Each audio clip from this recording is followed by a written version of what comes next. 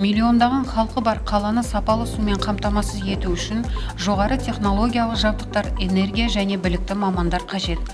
Судың әр үйге қажетті қысым сапасымен келуі өте маңызды. Қалаға су беру көтерудің 3 кезеңінен кейін жүзеге асырылады. Бірінші кезең су қабылдағышта жүзеге асырылады. Бұл суды ұңғымалардан көтеріп, магистральды құбырларға жіберу. Кейін оны Шымкент қаласына дейін тасымалдау қажет. Ал бұл қашықтық бірнеше ондаған шақырым. Құбыр жолдар арқылы үздіксіз тасымалдауды екінші көтеру станциясы атқарады. Шымкентте көп қабатты үйлер көп.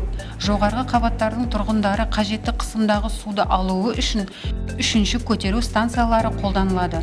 Темірлан тас жолындағы тұрғын үй кешенінде осындай станция бар. Кәсіпорын сапалы сумен қамтамасыз ету үшін қажетті қысымды сақтауы қажет.